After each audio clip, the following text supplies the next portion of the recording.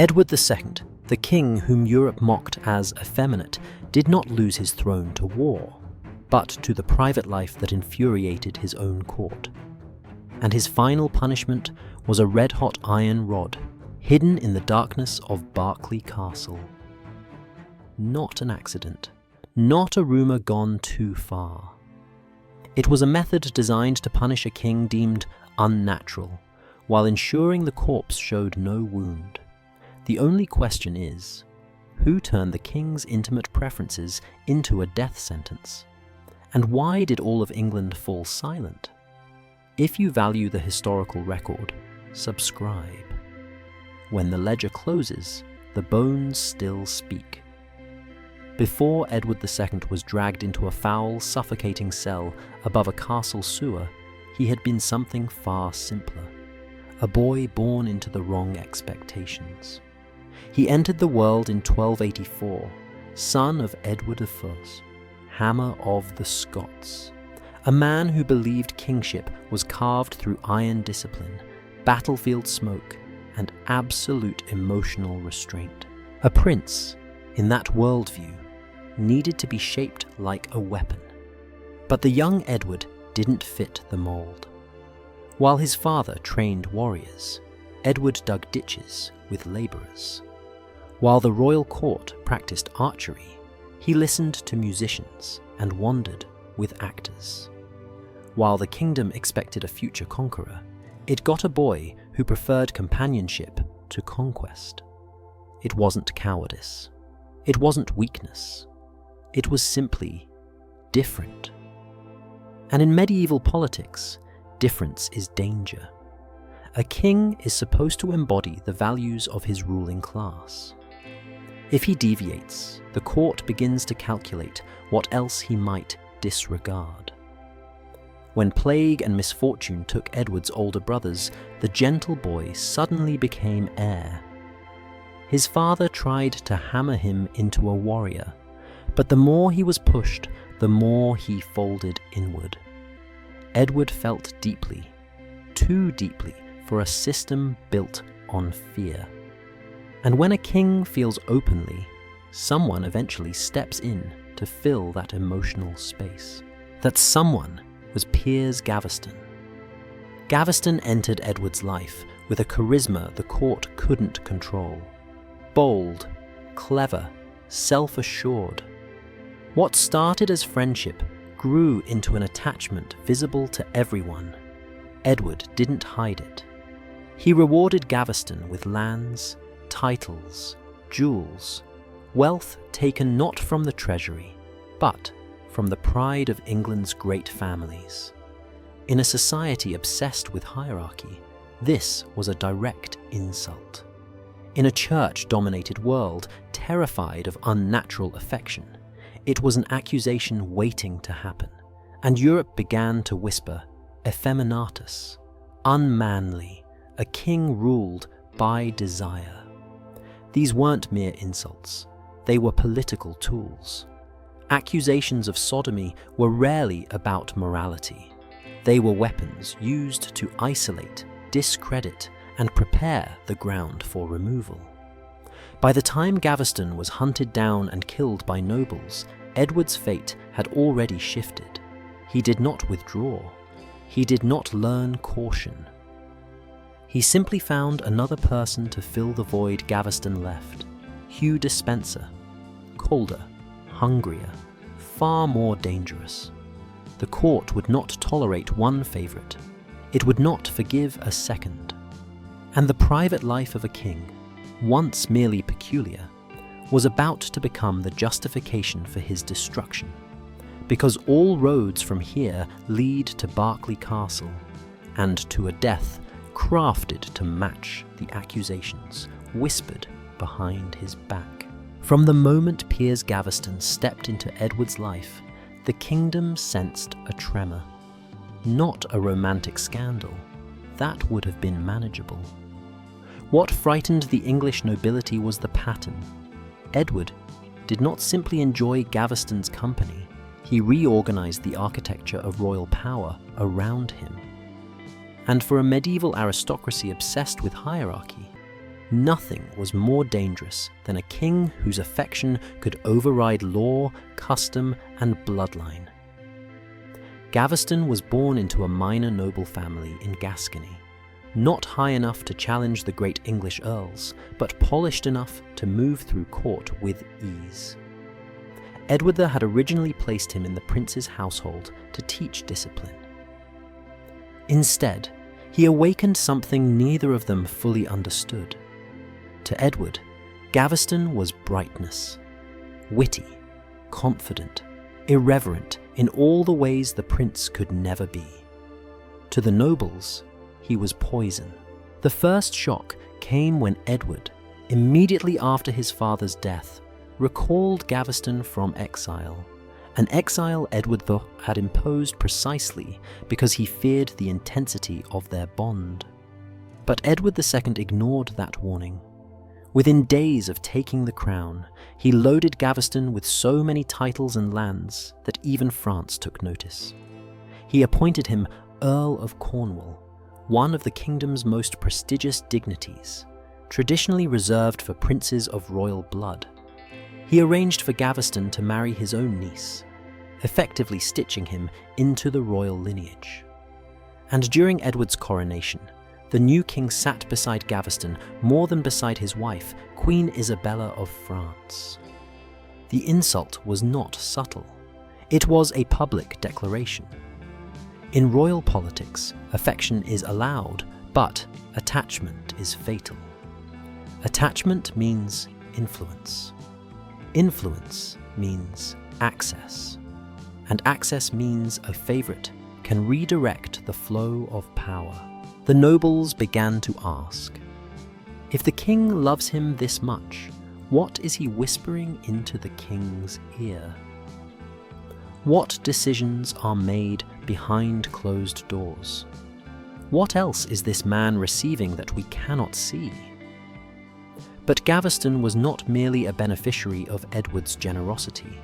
He actively sharpened the hostility against himself. He mocked powerful earls with animal nicknames, the Black Dog of Arden, the Actor, jokes that would have been harmless in a tavern, but were lethal when spoken about men who commanded armies. A royal favourite must be discreet. Gaveston seemed to enjoy the opposite. The anger grew. But beneath the insults, beneath the land sieges, beneath the court gossip, there was something else forming. Something rarely admitted in official chronicles. A moral panic. Medieval Europe had no concept of sexual identity, but it had a deeply entrenched set of expectations for masculinity, especially for kings. A ruler's authority came not only from God, but from performance, strength, restraint, military dominance. Women, children, armies, and the entire symbolic order depended on the king embodying a specific model of manhood. Edward never fit that mold, and Gaveston's presence exposed the incompatibility in a way the barons could not ignore. Rumours began to spread across Europe. Improper affection, unnatural intimacy, acts unfit for a king. The church did not need proof. The nobles did not require confession. Accusation alone was enough to destabilize a reign. And so the barons united, not because Gaveston was foreign, not because he was arrogant, but because he represented a breach in the psychological fabric of monarchy. If a king could elevate a personal favorite above the hereditary order, then what prevented him from overturning every other boundary? Property rights? Military command? Justice itself? In their eyes, Gaveston was not merely a problem. He was a precedent. Thus came the ultimatum. Guided by Thomas of Lancaster and the Earl of Warwick, the same Warwick Gaveston had mocked, the nobles marched on the king with a demand that left no room for negotiation. Exile Gaveston permanently, or there will be war. Edward had no army strong enough to resist. His father's veterans distrusted him. His treasury was strained. His political capital evaporated. So he yielded. Gaveston was sent to Ireland in 1308. But exile was not separation. Edward wrote him constantly. He planned secretly for his return. And he did return within months, proving to the barons that Edward would always choose Gaveston over the stability of the realm. That single choice sealed their fate. This time, the nobles acted swiftly. They cornered Gaveston near Scarborough, captured him without ceremony, and delivered him to Warwick's men. There was no trial, no royal intervention. Edward was miles away, powerless, desperate. Gaveston was executed in a field, run through with swords, left to die as the barons watched. When news reached Edward, witnesses claimed he collapsed. He refused food. He wept openly. He mourned not like a king losing a vassal, but like a man losing the one person who understood him. And that raw, unfiltered grief confirmed to the barons what they already believed. The king's heart governed him more than the crown. His preferences were predictable, manipulable, dangerous. This was the moment England realized Edward would never be the kind of king they expected. And in that void, between a grieving man and a collapsing monarchy, someone else began to circle. Someone colder. Someone whose ambition made Gaveston seem harmless. Hugh Despenser was coming. Piers Gaveston's death should have broken Edward II in private. Instead, it broke him in public. For weeks, he was inconsolable, unable to eat, sleep, or govern. His grief was so visible, so uncontrolled, that it confirmed to the nobility what they had always feared. The king's emotions ruled him, not the other way around. And a medieval kingdom cannot be ruled by a grieving heart.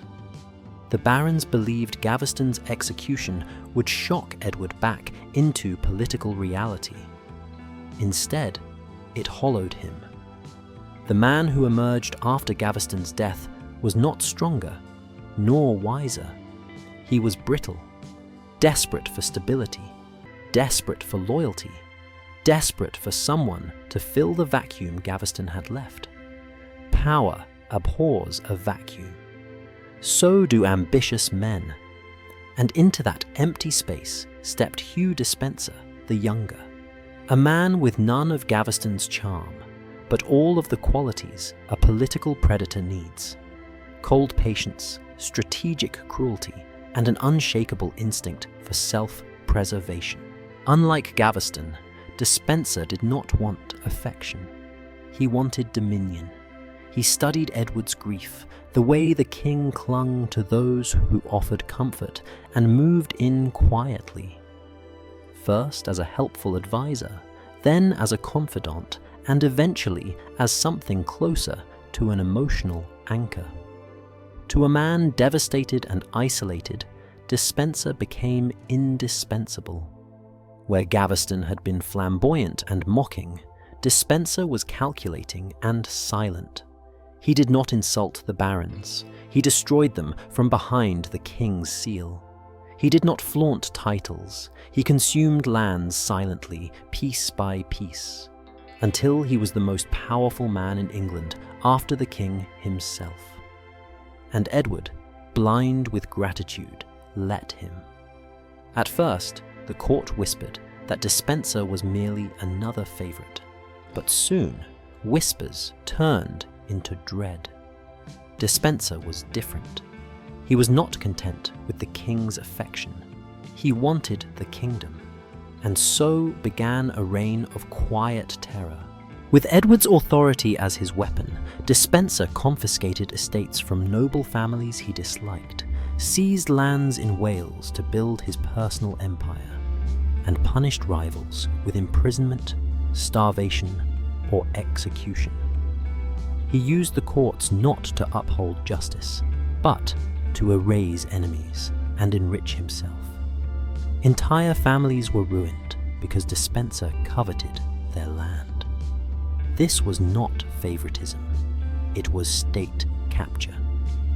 Edward, meanwhile, saw none of the danger. With Gaveston, he had at least displayed genuine warmth. With Despenser, his devotion was sharper, more desperate. A wounded man clinging to the only person offering loyalty. But Despenser did not love Edward. He used him. And everyone in the kingdom could see it, except the king. The barons, already furious after Gaveston's death, now watched their properties disappear under Despenser's grasp. They watched Isabella, the queen, humiliated as Despenser seized her estates, restricted her movements, and placed spies in her household. The king's private vulnerabilities were no longer gossip. They had become state policy. The anger rose again. The alliances reformed. And this time, the barons were not simply disgusted. They were afraid. Despenser was not reckless like Gaveston. He was intentional. He aimed to dismantle the old balance of power and build a kingdom where he and the king were untouchable. But by attempting to rule through Edward's weakness, he committed the greatest political miscalculation of the era. He pushed the wrong woman to her breaking point. Queen Isabella, daughter of the King of France, had endured humiliation quietly for years. She had watched her husband place favorites above her, tolerate insults toward her dignity, and ignore her position entirely. But Despenser's rise was the final insult. He stripped her of lands that belonged to her by right, separated her from her children, and treated the queen consort like a political obstacle. It was a grave mistake, because if Edward was gentle and malleable, Isabella was not. She was raised in one of the most politically sophisticated courts in Europe. She understood alliances, she understood leverage, and she understood patience. Despenser had crushed many nobles. He had intimidated most of the court. But he underestimated the one person who had both royal blood and motive. Isabella would not confront him alone. She would not shout. She would not threaten. She would wait until the time her enemy expected it least. And then she would tear the kingdom from her husband's hands. The stage was set. A grieving king, blind to manipulation, a predator who had wrapped his claws around the monarchy, and a queen quietly calculating how to destroy them both. The death of Gaveston had transformed Edward, but it had transformed Isabella even more. Grief makes kings vulnerable, but humiliation makes queens dangerous. And soon, Isabella would leave England, officially on a diplomatic mission, only to return at the head of an army. Despenser had begun as a replacement for a dead favourite. He would end as the reason the kingdom rose in rebellion.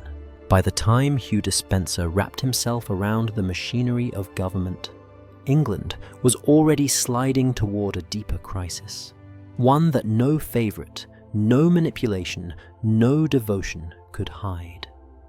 Because long before Edward II lost his throne to personal scandal, he had already lost something even more dangerous: the confidence of his army. And in a medieval kingdom, a king who cannot win wars is a king who cannot survive politics. The disaster began years earlier, long before Isabella's revolt or Despenser's tyranny, back when Edward still had Gaveston at his side, and still hoped his reign might drift into gentler waters. The war with Scotland, inherited from his father, should have been the proving ground for a new king. Instead, it became a public stage on which his weaknesses were exposed with cruel clarity. The Scottish leader, Robert the Bruce, had transformed a fragmented rebellion into a unified force. Scotland was no longer a territory to be pacified. It was an enemy kingdom. And Edward, pressured by nobles who wanted victories, marched north in 1314 to crush the resistance at Bannockburn. The battle that followed would become one of the most humiliating defeats in English history. On one side, a king leading the largest army England had fielded in a generation. On the other, a smaller Scottish force that understood terrain, morale, and discipline. Edward's army was strong. Edward's leadership was not. The English cavalry charged where they should have held. Infantry retreated where they should have advanced. And Edward, caught between his own fear, conflicting advisors, and a battlefield he did not understand, could not act decisively. Even chroniclers sympathetic to him admit the king panicked. By the end of the battle, thousands of his soldiers lay dead in the marshy fields of Bannockburn. Edward himself fled the field, barely escaping capture. For the nobles who witnessed it, the truth settled in like a cold weight. This king could not command men, not in war, not in crisis, not even in the most critical moment of his reign. England had known weak kings before, but a weak king who openly favoured despised companions, first Gaveston, now Despenser, was more than an embarrassment. He was a liability. Bannockburn did more than lose a war. It shattered the illusion that Edward might someday grow into his crown. It exposed a flaw the nobility could neither correct nor forgive. He lacked the instinct of kingship. And when a king cannot project strength, others begin to project it for him. In the years that followed, Scotland reclaimed territories with ease, humiliating English commanders. Trade suffered. Taxation grew heavier.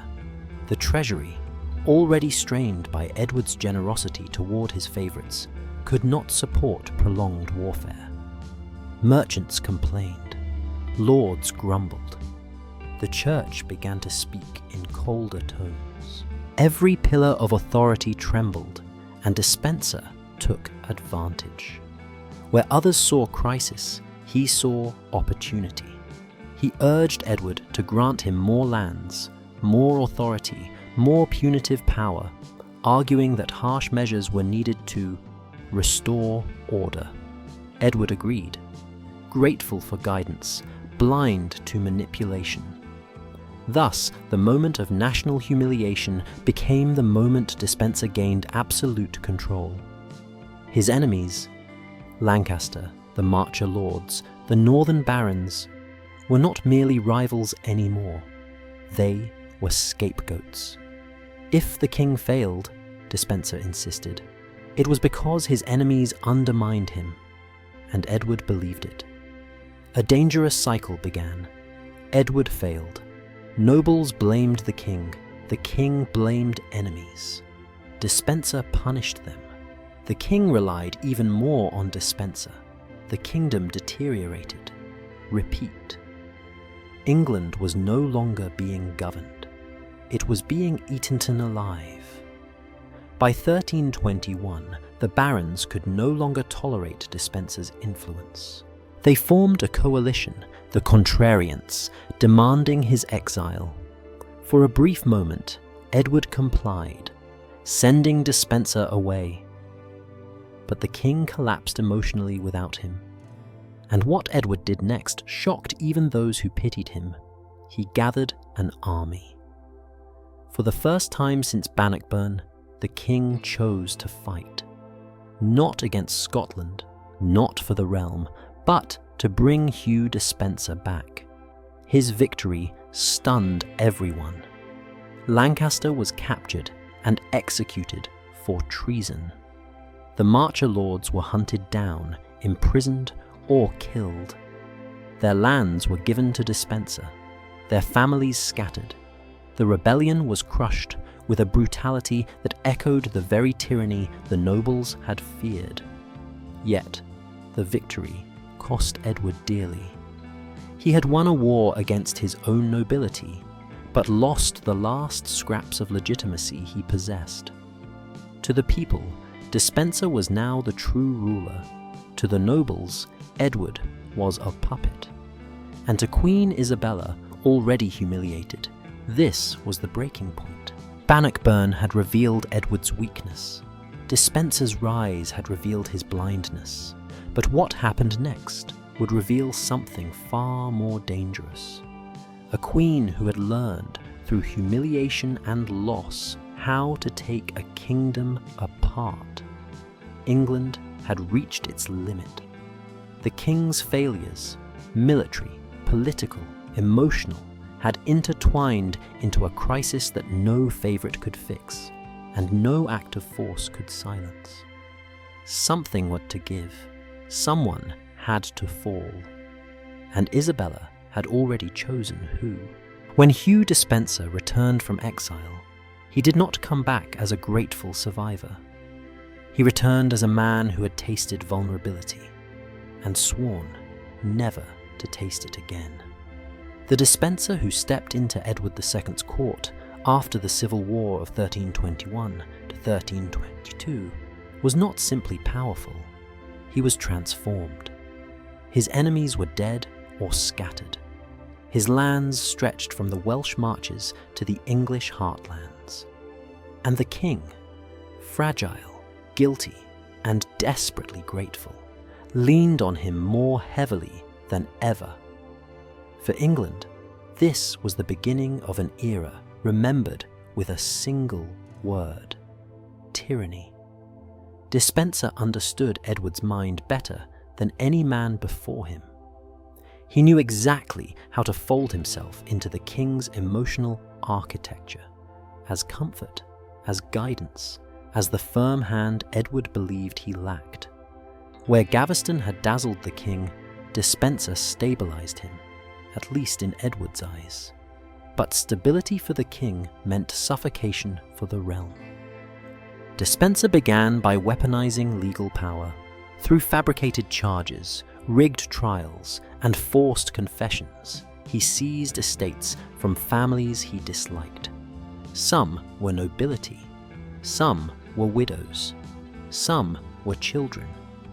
He used the judicial system the way a warrior uses a sword, cleaving through opposition with the king's seal as his shield. This was no longer favoritism. It was state-sanctioned plunder. The more land Despenser acquired, the more dangerous he became. Medieval politics was built on land. Land gave wealth, wealth gave soldiers, soldiers gave leverage. By accumulating more estates than any subject in England, Despenser was quietly creating a power base that rivaled the great families, and in some regions eclipsed them entirely. Edward didn't see this. He saw devotion. He saw loyalty. He saw the one person who had stood by him after Bannockburn, after Gaveston, after humiliation. The king saw a savior. The realm saw a parasite. But perhaps the most catastrophic of Despenser's moves was his treatment of Queen Isabella. A queen consort held symbolic power. She represented alliances, faith, fertility, continuity. In humiliating Isabella, Despenser wasn't merely insulting a woman. He was destabilizing the entire diplomatic structure connecting England to France. He seized her lands. He restricted her movement. He placed spies among her attendants. He isolated her from her children. Edward watched all of this happen, not with malice, but with passivity, the kind that cuts deeper than hatred. For Isabella, it was betrayal layered upon humiliation. For Despenser, it was strategy. Remove the queen's influence, remove a potential rival. But both men underestimated her, because while Edward drowned quietly inside his own emotional turmoil, and Despenser devoured the kingdom piece by piece, Isabella was learning. She observed how men gained and lost power. She studied Despenser's tactics. She noted who feared him and who hated him. Most importantly, she watched the king retreat into dependence, helpless to govern, without the man draining the realm dry. By 1324, the barons no longer called Edward weak. They called him dangerous. A weak king is predictable. A weak king fused to a tyrant is not. Tension thickened across the country. Nobles whispered of rebellion. Clergy spoke of Despenser's sins from the pulpit, veiled in biblical allegory. Merchants complained that taxes strangled trade.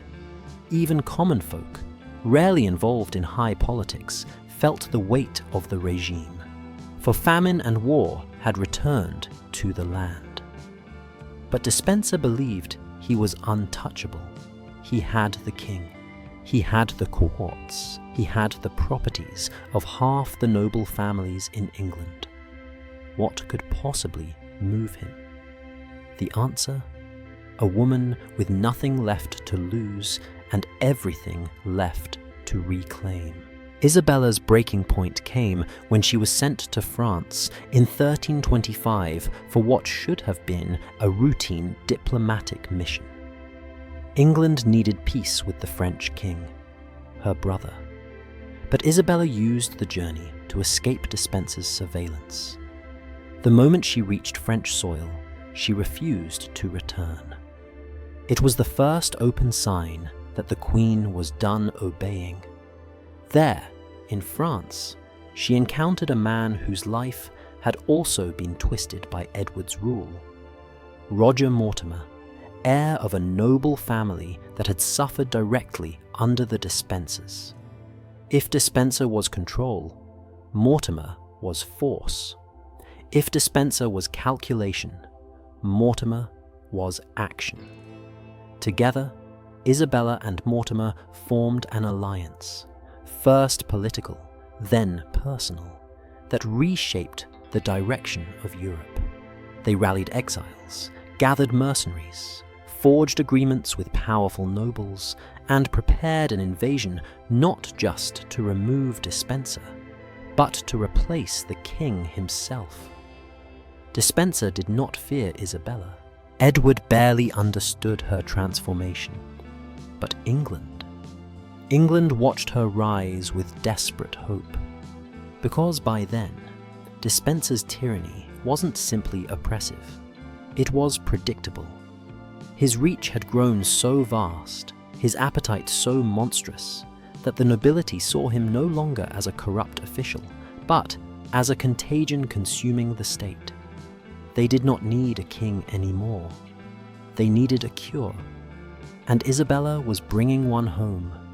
The favorite who had risen from obscurity, who had played on a king's grief, who had manipulated a kingdom, was about to learn what happens when a realm finally turns on its usurper. By 1326, England was no longer a kingdom governed by laws. It was a kingdom governed by fear.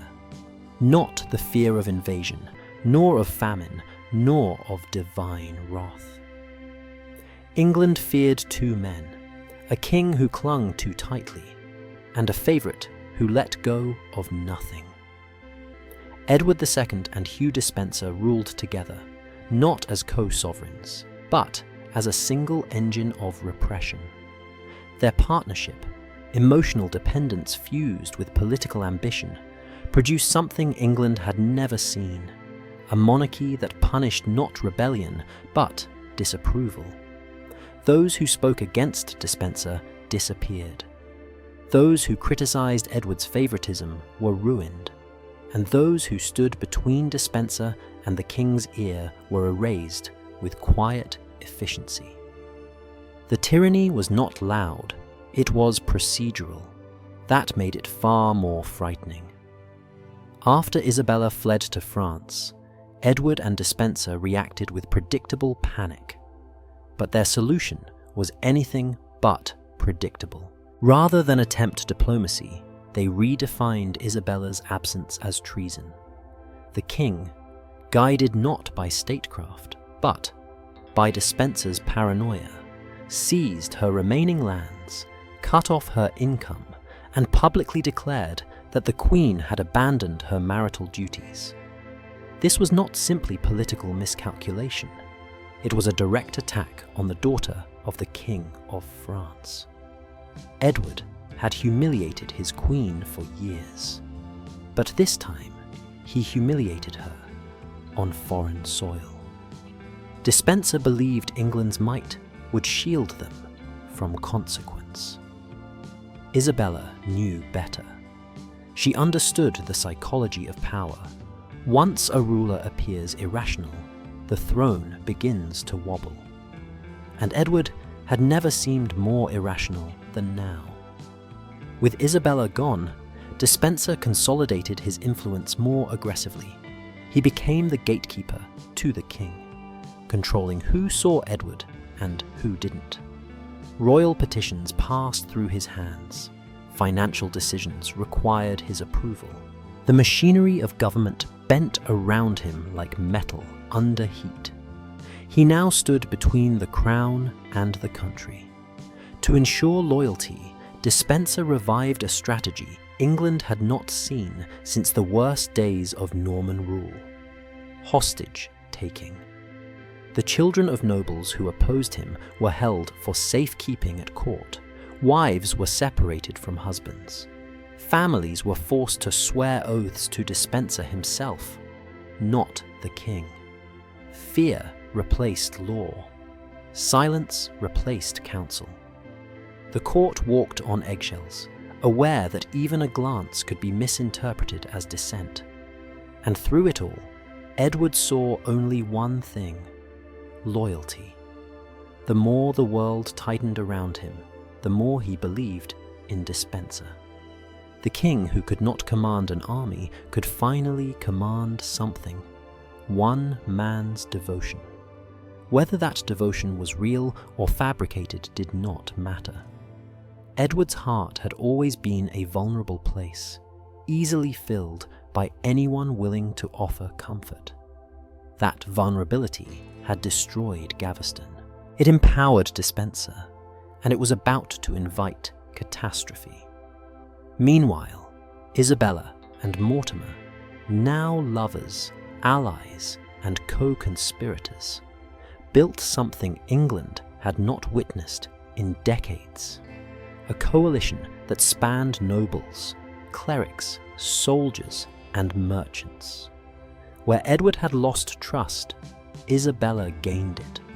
Where Despenser inspired fear, Mortimer inspired determination.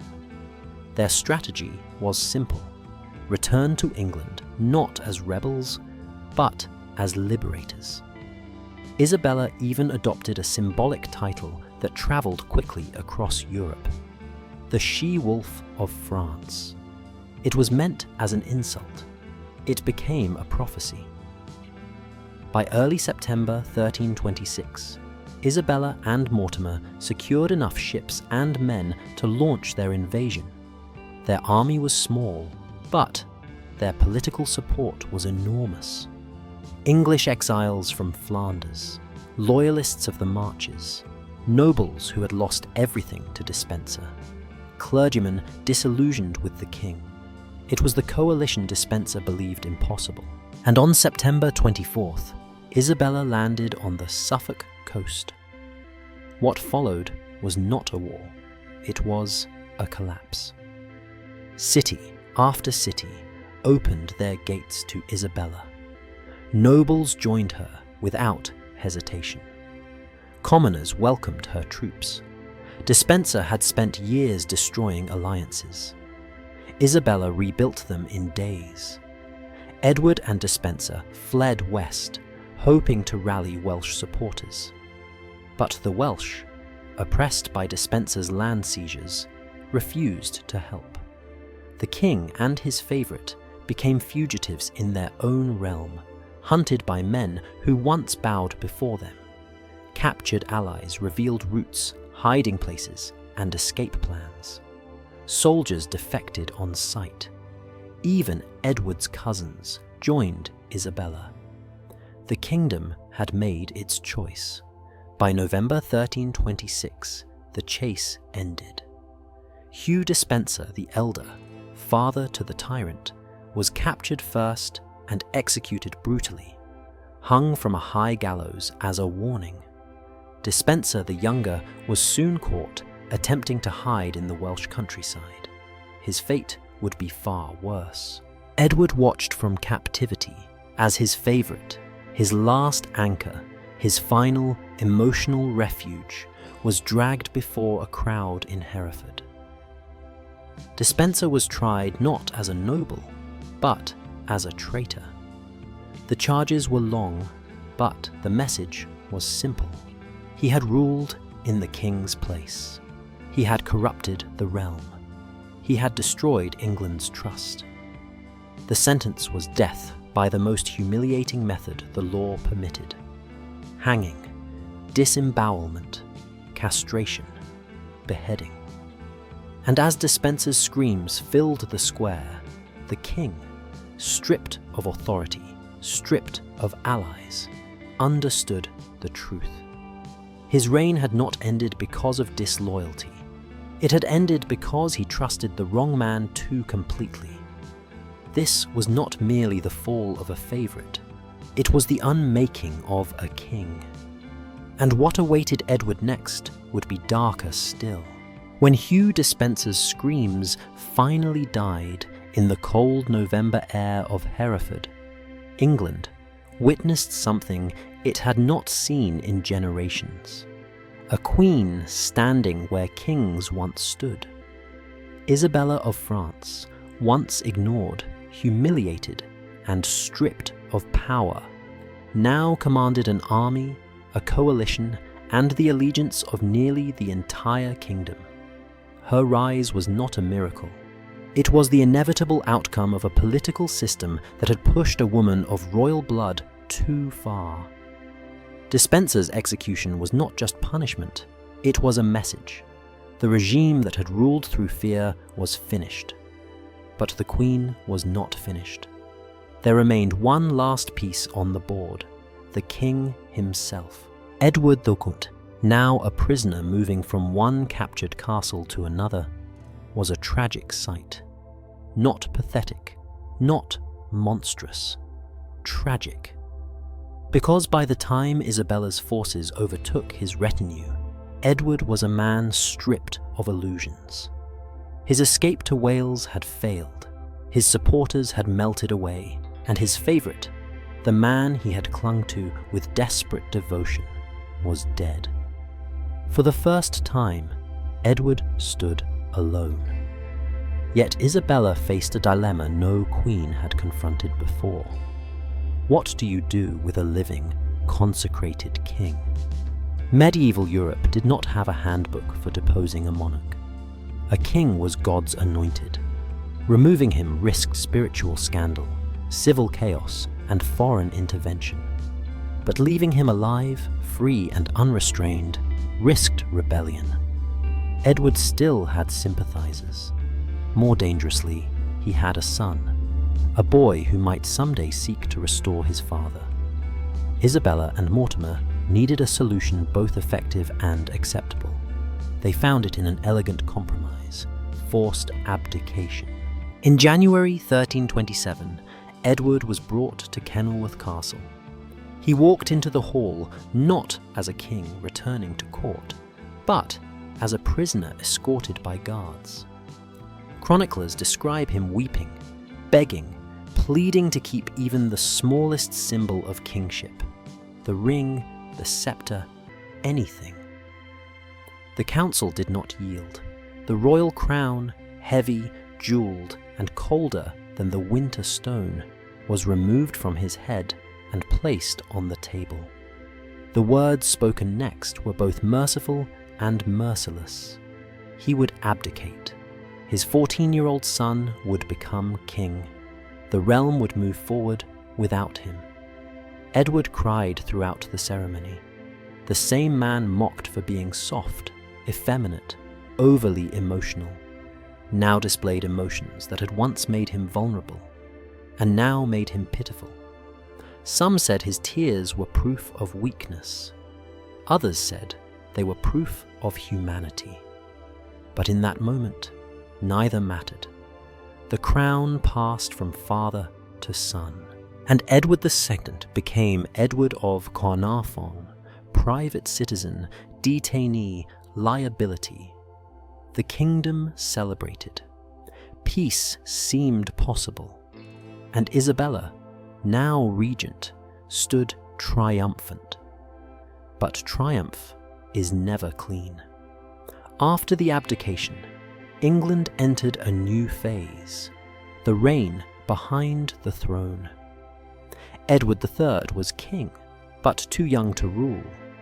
Isabella and Mortimer governed in his name, wielding the power they had seized with astonishing efficiency.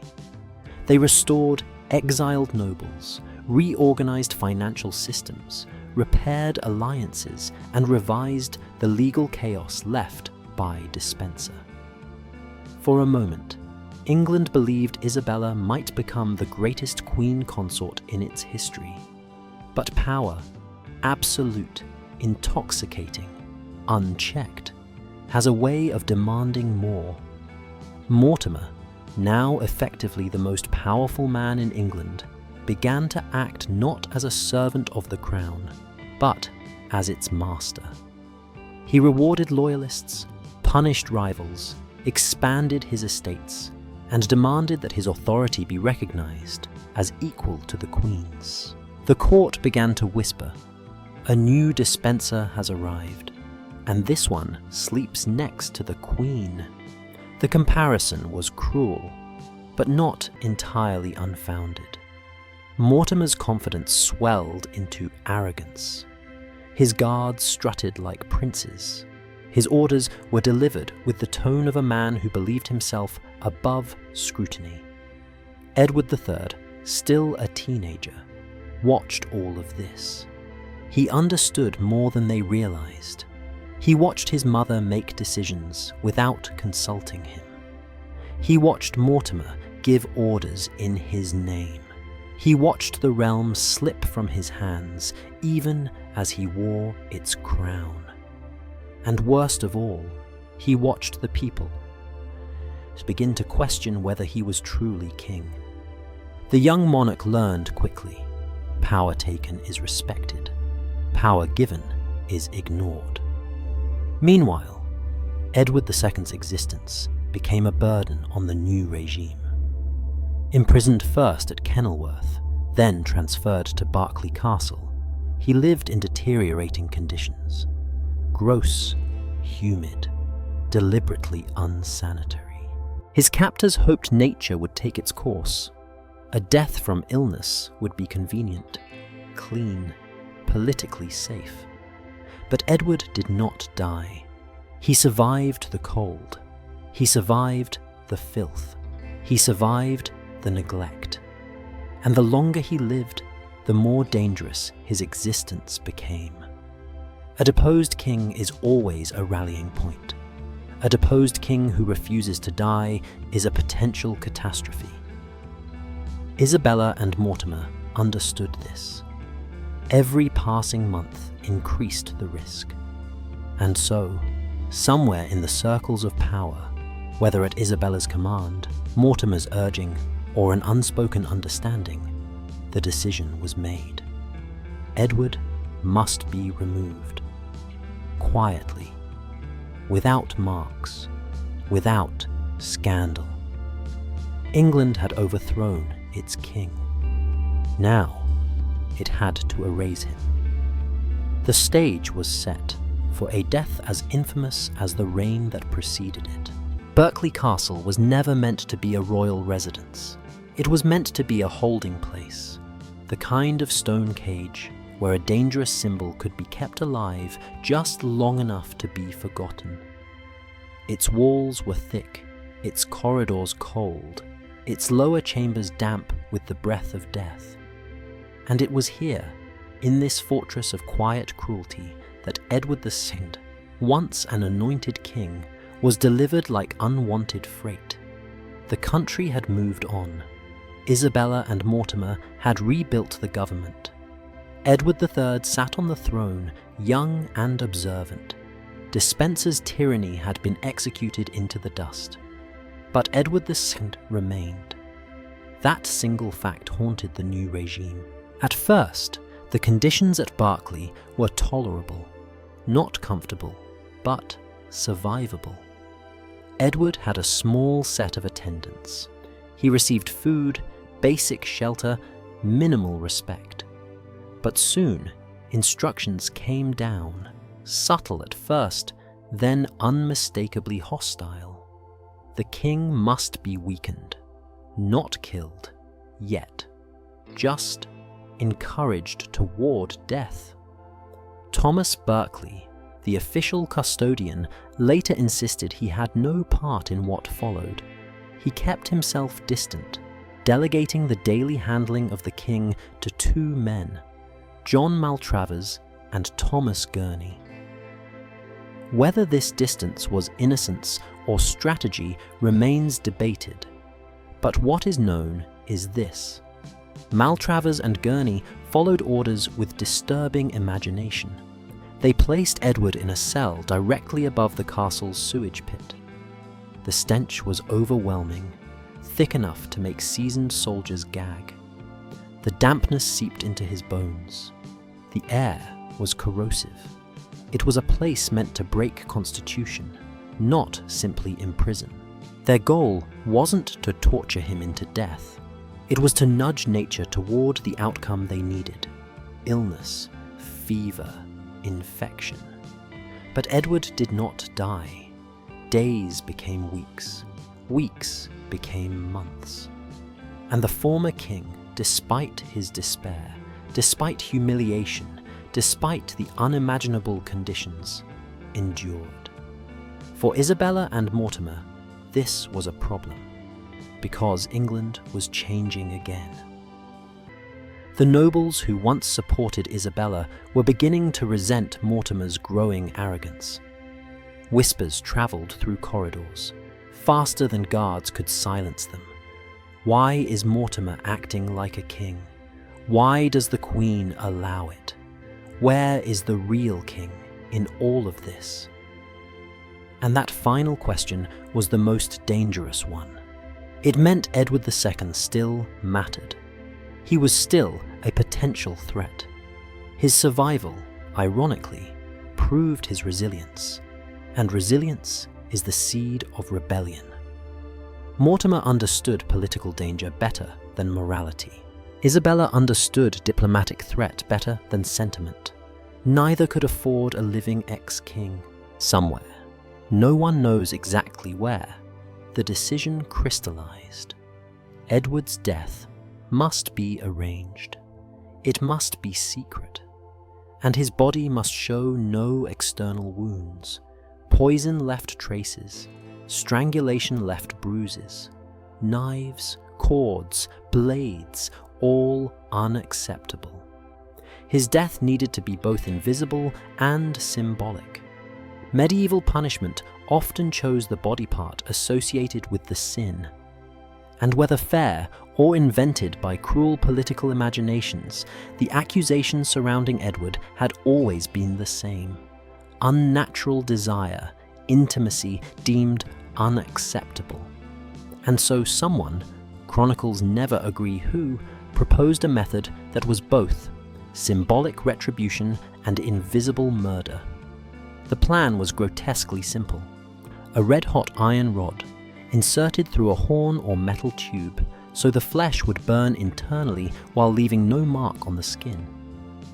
If the chronicles are accurate, the idea was not just to kill, it was to kill with a message. A punishment crafted to match the rumors whispered about him. The night of September 21st, 1327, was cold and quiet. The countryside slept under a thin sheet of autumn mist. But inside Berkeley, Maltravers and Gurney moved like men who had been carrying a secret too heavy for too long. Some accounts say Edward slept. Others say he understood immediately what the men intended. Both versions end the same way. His screams tore through the stone. Villagers later reported hearing a cry so sharp, so piercing, that even livestock bolted in fear. The castle guards froze. Some vomited, others ran. And for generations afterward, people in Berkeley swore the walls remembered that sound. When it was over, Edward lay still. No wounds, no blood, no trace. His body was washed, dressed, and prepared for public display. Mortimer and Isabella needed the appearance of natural death, and the corpse, with nothing but a faint, unnatural stillness, gave them just that. The official announcement claimed Edward had died of illness, brought on by the hardships of captivity. The country accepted it. Almost. Rumors spread within days. Medieval people might have feared kings, but they never trusted politics. And the political theatre around Edward's death was simply too clean, too convenient, too timely. Still, the regime had what it needed: a dead king, a stable succession, and silence. But history does not stay silent. It waits, it mutates, it returns. Within a few years, the story of the red-hot iron spread across Europe, sometimes exaggerated, sometimes whispered, sometimes written plainly in chronicles. And Edward III, the boy king who had watched everything from the shadows, understood a truth that Isabella and Mortimer had failed to see. The public will forgive a weak king. It will even forgive a foolish one, but it will never forgive a dishonorable death. And Edward III was about to transform his father's murder into the justification for a revolution of his own. Edward II was gone. But the silence that Isabella and Mortimer hoped for, the clean political vacuum they needed, never arrived. A king's death never dissolves into nothing. It becomes pressure. It becomes memory. It becomes weapon. And the first person to feel that pressure was not Isabella, not Mortimer, but Edward III, the 14-year-old boy who had been crowned in his father's place. At the coronation, he hadn't understood the weight of the crown. Now, in the months after Berkeley, he understood the weight of the truth. His father had died conveniently, too conveniently, and the realm knew it. For the first months of Isabella and Mortimer's rule, England remained compliant. The relief of Despencer's downfall still lingered. Nobles returned from exile. Confiscated lands were restored. The chaos of Edward II's later years seemed to calm into order. But beneath the polished surface, something darker stirred. The realization that Mortimer was repeating the very sins he had condemned. He moved through the court like a man who believed himself chosen by fate. His guards swaggered. His orders carried an edge. His voice overshadowed even the young kings. When nobles petitioned Edward III, Mortimer answered for him. When foreign envoys arrived, Mortimer gave the greetings. When matters of justice, war, or finance arose, Mortimer signed the parchment. The king's seal existed. The king's will did not, and everyone noticed. But no one noticed more keenly than young Edward himself. He had grown up surrounded by the consequences of misplaced affection. Gaveston, Despencer, and now Mortimer. He had watched his father cling to the wrong men, surrendering his authority piece by piece until he had nothing left but a crown that could be taken with a signature. Edward III studied their mistakes with the cold precision of someone who has been forced to grow up too quickly. He learned not to cry openly. He learned not to show fear. He learned to watch. Every day under Mortimer was a lesson the boy king absorbed in silence. How did Mortimer secure allies? How did he intimidate opponents? How did he manipulate legal language? How did he read a room? And how did he dominate it? The young king was not weak. He was waiting. Meanwhile, the whispers around Edward II's death grew louder. Traveling monks repeated stories from Berkeley, the screams in the night, the instructions to leave no marks, the suspiciously fast preparations of the corpse. Merchants carried rumors between towns, the iron rod, the horn, the final humiliation inflicted on a fallen king. Some believed the story, some doubted it, but almost everyone agreed on one thing. If Edward II had died a natural death, Mortimer would not act as though he feared his ghost. He used spies to arrest men who questioned the official narrative. He silenced chroniclers. He warned the church against preaching sedition. These actions did not calm the rumors. They fertilized them. The murder weapon was not the iron rod. It was the cover-up. The breaking point came in 1328 to 1329, when Mortimer began showing open contempt for Edward III's authority. He denied the king access to financial accounts. He restricted his movements. He dismissed loyal household knights. He even imprisoned nobles who grew too close to the young king. Worst of all, Mortimer treated England's sovereign as a ceremonial figure, a living justification for his own rule. Edward III was king in name, prisoner in practice. And every insult reminded him of his father. The boy who had once looked up at Edward II from the steps of Westminster Hall now looked down at the same political machinery that destroyed him. There was no Gaveston now, no dispenser, only Mortimer. And the boy king understood what none of them had. Power is not truly held unless it can be seized. The catalyst came when two nobles, Thomas of Lancaster's supporters, were executed for rebellion. Lancaster had been a martyr to many, killed under Edward II, but rehabilitated under Isabella. Mortimer's decision to execute his supporters signalled that dissent was no longer merely unwelcome. It was fatal. The message was clear. Mortimer was becoming a new king, and England had already overthrown one of those. That was when Edward III decided he would not allow a second. On the night of October 19th, 1330, in Nottingham Castle, the boy king made his move. Mortimer slept confidently, surrounded by guards. Isabella slept nearby, believing her son obedient.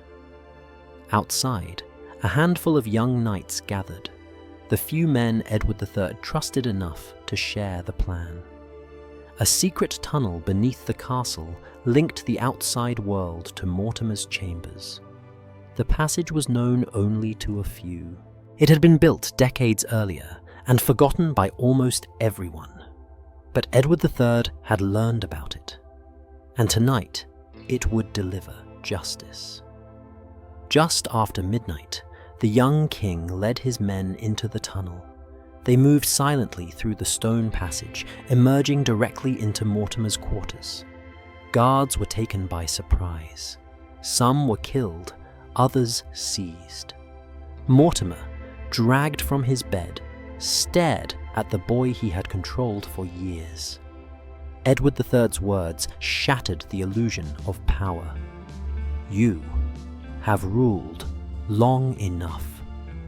Isabella rushed to defend Mortimer, begging her son for mercy, calling him sweet son, gentle son. But Edward III, now a king in truth, gave the order. Mortimer was to be imprisoned, tried, and executed. The fall was swift. The justice was final. And the message to England was unmistakable. A new reign had begun, and its first act was avenging the father. When Roger Mortimer's body hung from the gallows at Tyburn, stripped of titles, surrounded by jeers, condemned as a traitor, the political storm that had shadowed England for years finally began to clear. But one question, heavier than all the rest, remained suspended in the air. How exactly had Edward II died? It was a question so dangerous that Isabella and Mortimer had tried to bury it under fear, ashes, and official proclamations. But kings do not vanish without consequence, and Edward II's final hours refused to stay submerged. Some truths die quietly, others claw their way back to the surface. The case of Edward II belonged to the second kind. The government's version, issued the morning after his passing, claimed that Edward died of illness. The hardships of captivity, they said, had weakened his body. He had succumbed peacefully in the night. No violence, no foul play. It was neat. Too neat. And that neatness, in medieval politics, was its own confession. Because kings seldom die conveniently, and Edward II's death was the most convenient of all. He died exactly when Mortimer needed to remove him, exactly when whispers of rescue were spreading, and exactly when the Queen's hold on the realm was faltering. The timing alone raised suspicions, but the details were worse. Before Mortimer ordered a more final solution, Edward endured what can only be described as engineered suffering. At Berkeley Castle, he was installed in a chamber above the sewage pit, a place where even rats struggled to breathe. Soldiers gagged, servants complained, and the stench was so overpowering that the castle's garrison rotated shifts to avoid illness. This was not negligence. It was intentional. A quiet death from infection or fever would have been ideal, natural, plausible, clean. But Edward refused to die. Day after day, in that pit of rot and despair, he clung to life with a stubbornness completely incompatible with Mortimer's plans. Even his jailers, Maltravers and Gurney, grew uneasy. Dead kings solve problems. Living kings create them. Especially when the young Edward III was maturing into a sharp observer. If the old king lived too long, someone might try to restore him. Or worse, the boy king might demand answers. Edward IV's continued breathing was a political threat, so the strategy shifted. Decades later, chroniclers began describing a method so brutal, so symbolic, that it overshadowed every other possibility. A red-hot iron rod inserted through a horn or metal tube, burning the king from within while leaving no wounds on the outside. On the surface, it sounds like a barbaric flourish, something invented for shock value. But the details came not from a single source, but multiple chronicles, each adding fragments that together form a terrible outline. The logic behind the method was disturbingly coherent. It avoided external marks. It aligned with accusations surrounding Edward's unnatural life. It was silent, contained, and plausible in a stone cell where no one else could see. And most importantly, it carried symbolism. Medieval punishment often targeted the body part associated with the supposed sin. Hands for thieves, tongues for slanderers, genitals for sexual crimes. Edward II had long been accused, fairly or not, of sodomy. To his political enemies, the method was poetic justice. To historians, it was the perfect murder. To Edward III, years later, it was unforgivable. But even this now famous method was not universally accepted. Too clean, too symbolic, too perfectly aligned with political propaganda. Which raised another question. Had Edward II really died that night? Or had his death been staged? In the decades following 1327, a strange counter-narrative emerged, that Edward II had survived. Letters discovered centuries later described a man claiming to be the deposed king, living as a hermit in Italy. A bishop wrote of meeting a mysterious figure who whispered stories only Edward could have known. Papal correspondence referenced a king in hiding, or even a letter linked to Edward III himself hinted that he believed his father might still be alive. These fragments don't prove survival, but they prove unease. And unease, in history, is often the shadow of truth. If an escape had occurred, it would have required bribed guards, a substituted corpse, quiet cooperation from Berkeley's officials, and international discretion. Impossible? No. Difficult? Extremely. And yet, Edward II's corpse was not displayed immediately after death. There were days, even weeks, unaccounted for. Time enough for confusion. Time enough for substitution. Still, the theory has cracks. Too many rumors, too few certainties, and too much motive for wishful thinking. The escape theory transforms Edward from a tragic king into a wandering penitent, and that image has its own kind of charm. But history is not obligated to offer comfort. If he did escape, he died soon after. If he did not escape, he died in agony. In both paths, the king disappears. Edward III never publicly investigated his father's murder. He didn't need to. Mortimer's execution was the verdict. Isabella's fall from power was the sentence. The silence that followed was the admission.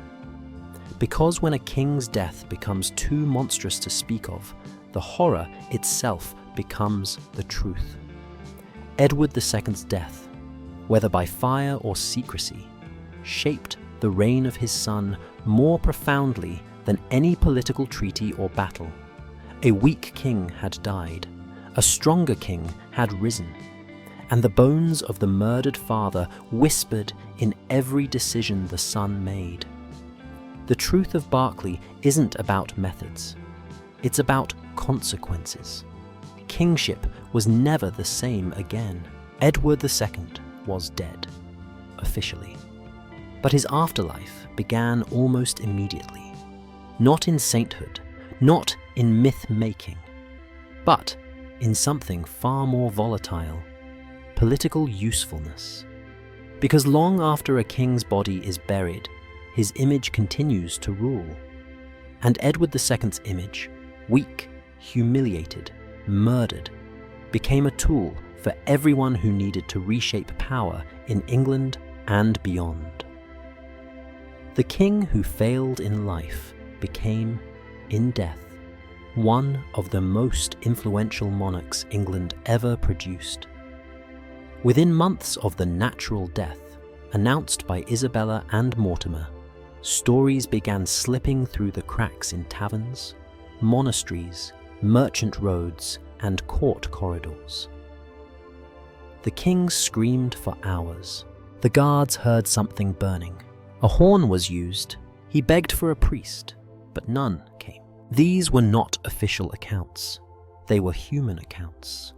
people repeating what they had heard from a cousin of a soldier, a servant of a knight, a monk who had seen something. But rumour in medieval England was not a distraction, it was a political organ. There was no mass media, no newspapers. Rumour was information. And the rumours were unanimous in one idea: Edward II had not died peacefully. This made the official story look like a lie. And when people believe a government is lying, the lie becomes reality. The murder became England's open secret. Edward III, though victorious over Mortimer, inherited a political climate filled with smoke but no flame. He could not publicly accuse his mother. He could not admit the king had been murdered. He could not rewrite the official cause of death. The entire structure of monarchy depended on pretending that the system had worked, even when everyone knew it hadn't. Yet the young king's actions speak louder than any written confession. Mortimer was executed brutally, like a regicide. Isabella was removed from power and kept in confinement for the rest of her life. Parliament records emphasize crimes against the crown. Chroniclers began writing freely about Edward II's murder only after Edward III took full control. The boy who had once watched Mortimer rule in his name now ruled with a silent principle. A murdered king casts a longer shadow than a living one, and Edward III governed England for 5 decades under that shadow. The church had a complicated relationship with Edward II. On one hand, he was no saint. His reign was filled with political failure. His personal life, rightly or wrongly, was portrayed as sinful in sermons designed to police morality. On the other hand, a king who suffers unjustly becomes spiritually potent. The church understood this immediately. Edward II's tomb at Gloucester began drawing visitors, not out of reverence for his kingship, but from a strange blend of pity, horror, and fascination. People prayed there for relief from suffering, justice against oppressors, mercy for misunderstood souls. Church leaders did not canonize him, but they did nothing to stop the rise of a quasi-cult around his grave. A king who dies violently often becomes a symbol. A king who dies unfairly becomes a warning. For English nobles, the story of Edward II's death became politically convenient. If kings could be removed for incompetence, if tyrants like Despenser could be cut down, if even a monarch's intimate life could be invoked as grounds for deposition, it meant kings were no longer invincible. Edward II's fall created a precedent that terrified future monarchs. For nobles, it was leverage. For kings, it was a curse. Edward III, Richard II, Henry VI. Every weak or unpopular English king after 1327 lived under the same question. If Edward II could be deposed, why not you? In this sense, Edward II never stopped influencing England. His ghost sat in the throne room long after his body was gone. Foreign courts watched England's crisis with a mix of amusement, horror, and calculation. For France especially, Edward II's death became a diplomatic tool. Isabella, daughter of the French king, had killed or allowed to kill her husband. This was a scandal, ripe for exploitation. French chroniclers framed Edward II as a victim of English barbarism, a martyr to French innocence, a casualty of English political savagery. It wasn't true, but it was useful. Even in Scotland, Edward II's death became propaganda. Proof, they said, that English politics devoured its own kings. Across Europe, the story travelled. With each retelling, the murder became more violent, more symbolic, more damning. Edward II became a warning to royal families everywhere. Do not let favourites rule. Do not let queens form alliances. Do not let emotional weakness become political weakness. His death reshaped monarchy far beyond England's borders. Edward II failed at governing. He failed at war. He failed at political judgment. But in death, he succeeded where other kings did not. He forced Europe to rethink the limits of kingship. He transformed the English monarchy into a more politically accountable institution. He haunted the ruling class into centuries of caution. The weak king created strong kings. The humiliated king created fearful kings. The murdered king created watchful kings. His death became a permanent feature of political memory, a quiet voice whispering through the centuries. Kings who cannot control themselves will be controlled by others. Edward II lost his life. He gained immortality. In the end, Edward II's story forces us into a single, inescapable truth. In the world he inhabited, a king's body was never sacred, not untouchable, not protected by divine oil or royal blood. His body was a political object, negotiated, weaponized, and finally erased when it no longer served the people who needed him. For all the talk about desire, scandal, favorites, effeminacy, the truth is that Edward did not lose his life because of who he loved. He lost it because he failed to master the brutal psychology of kingship.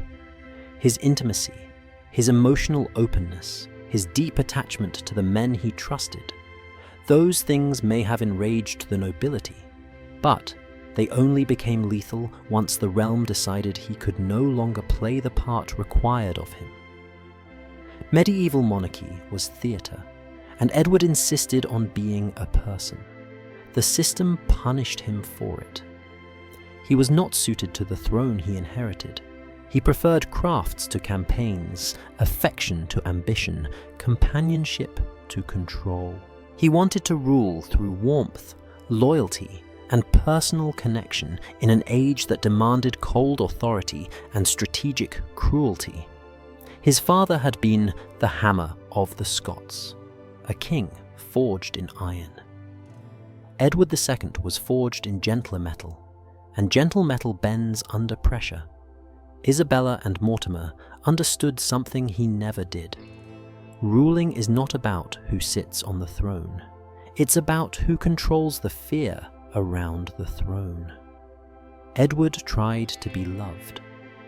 They understood the kingdom could only be steered by being obeyed or feared. His death was not the end of a love triangle or a moral judgment on sexual sin. It was the surgical removal of a liability, a government eliminating a variable it could not control. England stayed silent for the same reason, not because they approved, not because they hated the king, but because speaking the truth would have plunged the realm back into chaos. A dead king cannot return with an army. A dead king cannot inspire a faction. A dead king cannot challenge his own son. Silence was not loyalty. It was self-preservation. Medieval societies did not value truth above stability. They valued order, and Edward's survival threatened it. What followed was one of history's strangest ironies. The king who failed spectacularly in life became incredibly powerful in death. His son, Edward III, grew up under the weight of his father's fate. Every lesson he absorbed came back to the same point. Never show weakness. Never depend too deeply on any one man. Never let your heart become a political vulnerability. He rose into one of England's greatest warrior kings, precisely because he had watched his father die from the inside out. Even the church couldn't fully decide what Edward II represented. To some preachers, he was a warning, a monarch undone by vice. To others, he was a man who suffered unjustly, a figure whose brokenness made him strangely holy. His tomb became a place of uneasy fascination, a shrine not to his glory, but to his pain. People knelt there not to honor a strong king, but to whisper to a man who had been destroyed for being too human. The nobility, meanwhile, treated his death as a precedent carved into stone. Whenever England faced future weak or indecisive monarchs, Richard II, Henry VI, even James II centuries later, Edward's shadow rose again, a reminder that kings could be replaced, reshaped, or removed entirely when the realm decided the crown no longer fit them. Europe used him as a cautionary tale. In France, he became proof of English instability. In Scotland, his downfall was mocked as karma for English aggression. In Rome, he became a whispered example of what happens to rulers who lose the confidence of both church and court. His story traveled farther in death than his armies ever had in life. But beyond the politics, beyond the propaganda, beyond the convenient lies and self-serving narratives, something quieter remains, something deeply human. Edward II was a man who tried to live sincerely inside a role built on performance. He wanted to rule as himself, not as what the crown demanded. He wanted affection in a world that rewarded distance. He sought tenderness in a profession that required brutality. He trusted people who knew how to use that trust against him. That was his tragedy.